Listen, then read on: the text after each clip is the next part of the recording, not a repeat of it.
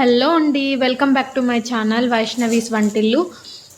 ఈరోజు peri peri noodles ఎలా చేయాలో చూద్దాం.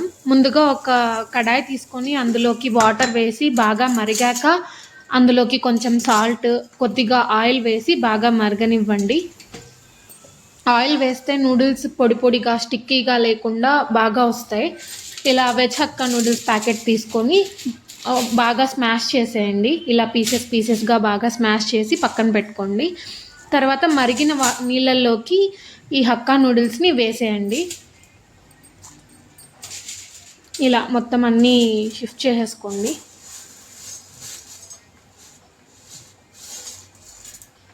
నాకు తెలిసి ఈ ప్యాకెట్ ఒక 2 to 3 మెంబర్స్కి అవుతుంది. తర్వాత బాగా కలిపెట్టుకోండి. ఇలా బాగా కలపండి నూడిల్స్ని వాటర్లో. స్టిక్కీగా లేకుండా కొద్దిగా దాన్ని స్మాష్ చేయండి. నీళ్ళు ఇలా మరుగుతున్నప్పుడు సిమ్లో పెట్టేసి ఆలోపు మనం నూడిల్స్కి కావాల్సిన వెజిటేబుల్స్ క్యారెట్, బీన్స్, పచ్చిమిర్చి కట్ చేసి పక్కన పెట్టుకోండి. ఇలా ఒక 2 పొంగులు వచ్చేటప్పటికి నూడిల్స్ బాగా ఉడికిపోతాయి. ఒకసారి చూడండి ఉడికాయా లేవా అన్నది. ఇప్పుడు చూడండి చాలా బాగా ఉడికిపోయాయి. తర్వాత వాటిలో వాటర్ తీసేసి ఇలా పక్కకు పెట్టుకోండి. స్టవ్ ఆన్ చేసి ప్యాన్ పెట్టి పోపు దినుసులన్నీ వేసుకున్నాక ఇలా కూరగాయలు వేసుకొని బాగా కలుపుకోండి. ఇలా బాగా కలుపుకున్నాక మూత పెట్టి ఒక 5 minutes బాగా కుక్ అవ్వనియండి. తర్వాత మనం డ్రై చేసి పెట్టుకున్న నూడిల్స్ని ఇందులోకి వేసి బాగా కలపండి. ఇలా బాగా కలుపుకోండి. అంతా మిక్స్ అయ్యేటట్టు, ఆయిల్ అంతా దీనికి పట్టేటట్టు బాగా మిక్స్ చేసుకోండి. ఇలా మిక్స్ చేసుకున్న నూడిల్స్లోకి మనం పెరి పెరి పౌడర్, అదే పెరి పెరి మసాలా పౌడర్ దొరుకుతుంది బయట, అది తెచ్చుకొని వేసుకోండి. లేదా మీకు ఇది దొరకదు అంటే దీని బదులు కారం పొడి వేసుకోవచ్చు. తర్వాత సాల్ట్ వేసి బాగా కలపండి.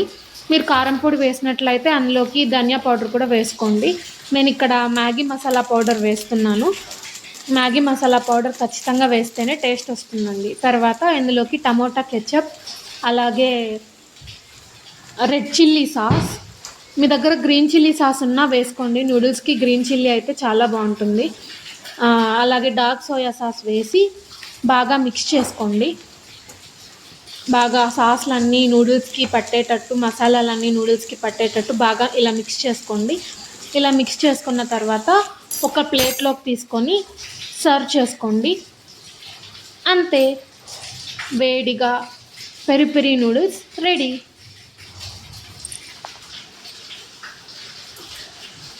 ఇలా ప్లేట్లోకి సర్వ్ చేసుకొని అందులోకి టమోటా కెచప్, పైన కొన్ని ఆనియన్స్ని వేసుకొని ఎంజాయ్ చేయండి.